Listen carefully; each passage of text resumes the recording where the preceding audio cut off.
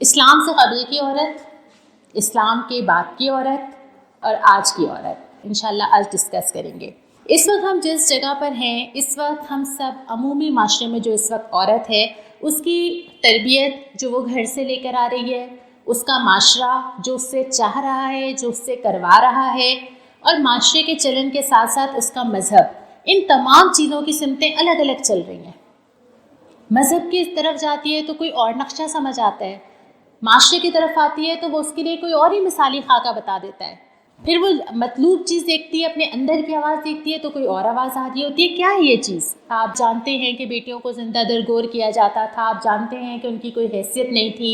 آپ جانتے ہیں کہ ان کو پاؤں کی جوتی سمجھا جاتا تھا، کوئی کفالت کے لیے تیار نہیں تھا۔ ایک صاحب نبی کریم صلی اللہ علیہ وسلم کے پاس آ کے بتاتے ہیں کہ یا رسول اللہ میں نے 1 نہیں 2 نہیں 3 بیٹیوں کو زندہ دفن کیا۔ آپ یہ ساری باتیں پڑھتے بھی ہیں اور بتاتے بھی ہیں۔ اس کے بعد پھر اسلام آتا ہے اور نبی کریم صلی اللہ علیہ وسلم اس عورت کو وہاں تک پہنچا دیتے ہیں کہ پھر اس کی کفالت کے لیے جھگڑے ہونا شروع ہو جاتے ہیں۔ پھر صحابہ کہتے ہیں کہ نہیں میرا رشتہ قریب کر، میں کروں گا کفالت۔ دوسرے آتے ہیں کہ نہیں میرا رشتہ زیادہ قریب کر، میں کروں گا اس کی کفالت۔ اور اس کا رتبہ یہاں تک پہنچ جاتا ہے کہ پھر سب سے بڑا مرتبہ ماں کا مرتبہ، سب سے زیادہ جنت کی بشارت بیٹی کی کفالت کی بشارت۔ لیکن اسی اسلام کے اندر جب وہ عورت کا مرتبہ بڑھاتا چلا جاتا ہے تو وہ ساتھ ساتھ معاشرے میں عورت اور مرد کی حدود طے کرتا جاتا ہے۔ اس کے ساتھ ساتھ وہ یہ بھی بتاتا چلا جاتا ہے کہ وہ کون کون سی چیزیں ہیں جہاں پہ مرد اور عورت میں کوئی فرق نہیں ہے، لیکن کچھ چیزیں ایسی ہیں جہاں دونوں میں فرق ہے۔ سب سے پہلے ہم ان چیزوں کو دیکھتے ہیں کہ وہ کون سی چیزیں ایسی ہیں اسلام میں جس میں مرد اور عورت دونوں برابر ہیں۔ پہلی بات یہ کہ قرآن کہتا ہے لَقَدْ خَلَقْنَا الْإِنسَانَ فِي أَحْسَنِ تَقْوِيمٍ۔ پہلا اصول، بحیثیت انسان مرد اور عورت دونوں محترم ہیں، دونوں کی عزت کی جائے گی، دونوں کے ساتھ محبت کا تعلق، دونوں سے معاملات یکساں کیے جائیں گے۔ پھر اس کے آگے سورہ بنی اسرائیل میں فرماتا ہے ہم نے بنی آدم کو بزرگی بخشی۔ اب بنی آدم میں خواہ وہ مرد ہو یا خواہ وہ عورت ہو۔ دوسری چیز اسلام بتاتا ہے کہ دونوں کی بزرگی کا دار و مدار ان کے اپنے اعمال اور ان کے اپنے تقویٰ پر ہے۔ جیسے سورہ احزاب کی طویل آیت ہے ان المسلمین والمسلمات والمؤمنین والقانتین والصادقین والصابرین والخاشعین والمتصدقین والصائمین والحافظین فروجہم والذاکرین اللہ کثیرا والذاکرات، اور آخر میں اعد اللہ لہم مغفرۃ واجرا عظیما۔ گویا ان تمام امور کے، ان تمام صفات میں خواہ وہ مرد ہو خواہ وہ عورت ہو، اللہ تعالیٰ کے نزدیک دونوں برابر ہیں، جس پہ سورہ آل عمران بھی تصدیق کرتی ہے فاستجاب لهم ربهم انی لا اضیع عمل عامل منکم من ذکر او انثی۔ مرد ہو یا عورت، اللہ ان دونوں میں سے کسی کا نہ اجر زیادہ کرنے والا ہے، نہ جنس کی وجہ سے ان کو کسی پہ بزرگی دینے والا ہے، نہ جنتوں میں صرف جنس کی وجہ سے کوئی اعلیٰ مقام دینے والا ہے، بلکہ جو بھی اچھا عمل کر کے لائے گا خواہ وہ مرد ہو یا وہ عورت ہو، اللہ تعالیٰ یکساں قرار دیتا ہے۔ اس کے بعد اگلی چیز اسلام قرار دیتا ہے کہ دونوں تہذیب میں حصہ ڈالتے ہیں، کسی بھی معاشرے کو کھڑا کرنے میں دونوں کا برابر حصہ ہوتا ہے، خواہ وہ مرد ہو خواہ وہ عورت ہو۔ وہ جو طویل حدیث ہم پڑھتے ہیں کلکم راع وکلکم مسئول عن رعیتی، تم میں سے ہر ایک سے اس کی رعیت کے بارے میں سوال کیا جائے گا۔ امام اگر نگراں ہے اس سے سوال کیا جائے گا، مرد گھر والوں کا نگران ہے اس سے سوال کیا جائے گا، عورت اپنے گھر اور اولاد کی نگران ہے اس سے بھی سوال کیا جائے گا۔ اسی طرح والمؤمنین والمؤمنات بعضهم اولیاء بعض یأمرون بالمعروف وینہون عن المنکر، دونوں برابر ہیں، دونوں تہذیب کھڑا کرتے ہیں، دونوں معاشرے میں بھلائیوں کو بھی فروغ دیتے ہیں، برائیوں کو بھی دیتے ہیں، دونوں معاشرے کو اوپر لے جانے میں یا معاشرے کو گرا دینے میں اپنا اپنا حصہ ڈالتے ہیں، اور اسی کے مطابق وہ اپنے لیے صدقہ جاریہ کا یا خدا نخواستہ گناہ جاریہ کا سامان بھی کر جاتے ہیں۔ یہاں پہ بھی دونوں بالکل یکساں ہیں۔ اسی کے ساتھ ساتھ ایک اور چیز کہ دونوں اللہ تعالیٰ کے قانون کے یکساں طور میں پابند ہیں، دونوں ویسی ہی عبادتیں، ایسا نہیں ہے کہ عورتوں کے روزے زیادہ ہیں مردوں کے روزے کم ہیں، ایسا نہیں ہے کہ کسی جرم پہ ایک صنف کو سزا دی جائے گی اور دوسرے کو نہیں دی جائے گی۔ نبی کریم صلی اللہ علیہ وسلم کا وہی ارشاد اگر محمد کی بیٹی فاطمہ بھی چوری کرتی تو اس کا ہاتھ بھی کاٹا جاتا، اور اسی طرح آپ صلی اللہ علیہ وسلم نے اگر کوئی سزا دی، رجم تک کی سزا دی ہے تو وہ عورتوں کو بھی دی ہے، اور اس معاملات میں دونوں برابر ہیں۔ پھر اگلی چیز اسلام دیتا ہے کہ دونوں کو حق ملکیت دیتا ہے، پلاٹ رکھنا ہے، گھر اپنے نام ہونا ہے، زیور رکھنا ہے، گاڑی میرے نام ہونی چاہیے، اس میں یہ نہیں ہو سکتا کہ عورت کے پاس حق ملکیت نہیں ہے، بلکہ جتنا اور مرد کے پاس حق ملکیت ہے کسی بھی چیز کو رکھنے کا، اتنا ہی عورت کے پاس بھی جائیداد بنانے کا اور تمام چیزوں کا حق ملکیت موجود ہے۔ پھر اس کے ساتھ جو حق زوجیت ہے اس میں بھی مرد کی مرضی معلوم کرنی ضروری ہے تو عورت کی مرضی معلوم کرنی بھی ضروری ہے۔ مرد کے پاس اگر اس رشتے سے نکلنے کے لیے طلاق کا حق ہے، عورت کے پاس اس رشتے سے نکلنے کے لیے بھی خلا کا حق ہے۔ اسی طرح جو ساری چیزیں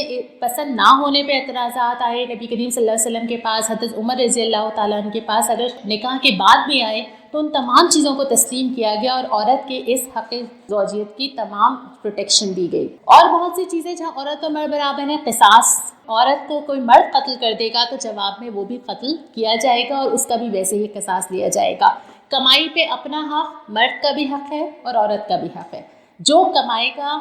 کسی بھی قسم کی معاشی سرگرمی کے نتیجے میں، اگر وہ عورت ہے تو اس کا مال بھی اس کا حق ہے، وہ اس کو سنبھال بھی سکتی ہے اور اس کا رکھ بھی سکتی ہے۔ پناہ دینا بھی عورت کا حق ہے۔ اگر جنگ کے دوران حضرت ام ہانی نے پناہ دی تھی تو نبی کریم صلی اللہ علیہ وسلم نے فرمایا کہ ام ہانی جس کو تم نے پناہ دے دی اس کو ہم نے بھی پناہ دے دی، یعنی اس حق کو بھی تسلیم کیا گیا۔ وراثت کے اندر بھی ایک چھوٹا سا ڈفرینس جو ہم آگے بات کریں گے، للرجال نصیب مما ترک الوالدان والاقربون وللنساء نصیب مما ترک الوالدان والاقربون۔ وراثت میں حصہ دونوں کو ملے گا، مرد کو بھی ملے گا اور عورت کو بھی ملے گا۔ تعلیم کا حق بھی دونوں کا حاصل ہے۔ نبی کریم صلی اللہ علیہ وسلم نے خود عورتوں کے لیے الگ دن مقرر کیا تھا، تو عورتوں کو بھی تعلیم کا حق ہے اور یہ فرمایا کہ اپنے عورتوں کو تعلیم دو، سورہ نساء کی تعلیم دو۔ عورتوں آتی تھیں، سوالات کرتی تھیں اور ان کے لیے الگ دن رکھا جاتا تھا۔ خود بات سناتے ہوئے ہمیں ملتا ہے کہ اللہ کے نبی کو محسوس ہوا کہ شاید آواز نہیں گئی تو آپ نے اس کو ریپیٹ کیا اور دوبارہ سنایا کہ عورتوں تک بھی اس کی آواز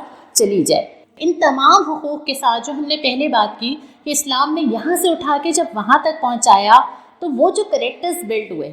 پھر وہ جو درخشاں مثالیں جن کی ہم بڑی بڑی خدمات ہمیں خواتین کی نبی کریم صلی اللہ علیہ وسلم کے زمانے سے لے کے آگے تک ملتی ہیں، یعنی ہمیں سماجی کردار بھی نظر آتا ہے، حضرت عائشہ کا نظر آتا ہے، وہ فصاحت، وہ علمی مرتبہ، سب سے زیادہ حدیث روایت کرنے والی حضرت عائشہ، تقریباً 2210 احادیث ہیں، وہ سب سے زیادہ جو حدیثوں کی راوی ہیں وہ حضرت عائشہ رضی اللہ تعالیٰ عنہ ہے، اور یہی وہ سب سے پہلی اسکالر ہیں جنہوں نے باقاعدہ کلاسز لی ہیں پردے کے پیچھے سے۔ سب سے زیادہ صحابہ کی کلاسز لینے والی ایک چلتی پھرتی یونیورسٹی حضرت عائشہ کی شکل میں نبی کریم صلی اللہ علیہ وسلم نے تیار کی تھی، اور ان کا علمی مرتبہ آج تک اس بات پہ تمام متفق ہیں کہ جتنی زیادہ علمیت حضرت عائشہ کے پاس تھی اور جتنا زیادہ ان کے علم سے صحابہ مستفید ہوئے اور کسی سے نہیں ہوئے، تو یہ تو ایک عورت ہی تھی،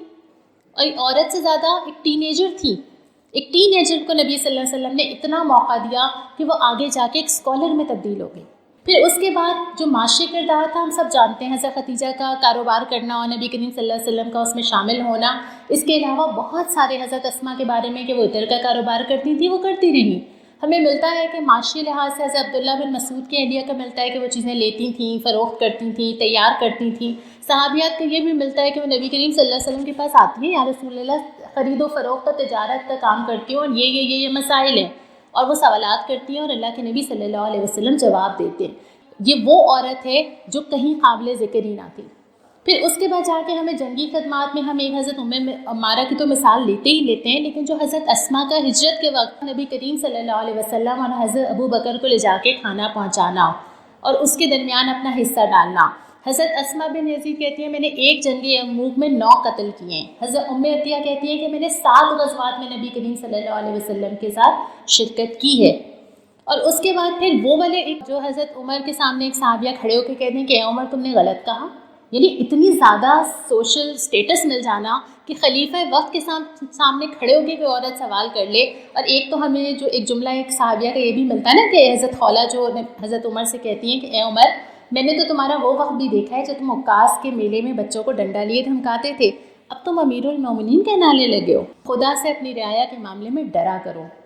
پھر یہ بھی ملتا ہے کہ حضرت عمر کہتے ہیں کہ میرا دل چاہتا ہے کہ مہر کی مقدار کم کر دی جائے، تو ایک عورت کھڑے ہو کے کہتی ہے کہ آپ کیسے وہ حق کم کر سکتے ہیں جو اللہ نے ہم کو دیا۔ اور پھر مشاورتوں میں شامل کرنا، مشورہ کرنا، پوچھنا، یہ وہی عورت تھی جو کہ اسلام لانے سے قبل جس کو پرورش ایک گناہ ہے، جس کو مرتبہ دینا ایک بری چیز سمجھی جاتی تھی، جو کسی کی پیشانی پہ داغ تھا، اس عورت کے اندر اتنی جرأت آ گئی اتنا اس کو سوشل سٹیٹس مل گیا کہ اس عورت کے پاس جا کے مرد سوال بھی پوچھیں، اس سے سیکھیں بھی، وہ رائے بھی دے، وہ مشورہ بھی دے، وہ سارے بزنس میں، وہ ساری معاشی سرگرمی میں بھی کہیں نہ کہیں انوالو ہو. اس کے گھر میں کوئی فائنینشیل پرابلم ہے، کسی وجہ سے وہ کوئی کاروبار کرتی ہے، اپنا محاذ چھوڑے بغیر اسلام سپورٹ کرتا ہے کہ اس کو آسانی دی جائے.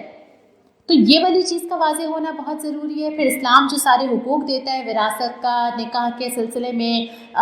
تحفظ دیتا ہے، عزت دیتا ہے، معاشرے میں مقام دیتا ہے، یہ تمام چیزوں کو پروموٹ کرنا ہم سب کی ذمہ داری ہے. یہی تو اسلام ہے. اب لوگوں کو یہ سمجھانا ہے کہ عورت کی ترقی کے جتنے عنوانات ہیں، عورت کی ترقی ہو گئی، تعلیم و تربیت ہے، تحفظ ہے، عورت کے آگے بڑھنے کے، سماجی کردار کے، معاشی کردار کے، سیاسی کردار کے جتنے مواقع ہیں، یہ تمام جو ہیں وہ عین اسلام ہے، بشرطے کہ وہ اپنا اصلی محاذ نہ چھوڑے. اس کی سب سے پہلی، سب سے بڑی ترجیح اس کا گھر ہے، وہ برقرار رکھتے ہوئے وہ جو چاہے کر سکتی ہے، اپنی کچھ حدود کا خیال رکھ کے وہ تمام چیزیں ادا کر سکتی ہے، اور یہی تو اسلام ہے.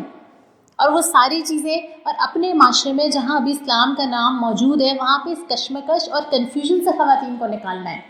کہ ان کو اگر اپنے حقوق چاہیے تو ان کو کہیں اور نہیں جانا ہے. اگر ان کو اپنے حقوق چاہیے تو ان کو اسی چیز سے ملیں گے جس سے اللہ کے نبی صلی اللہ علیہ وسلم نے سب سے پہلے دیے، اور وہ ہے مکمل اسلامی نظام.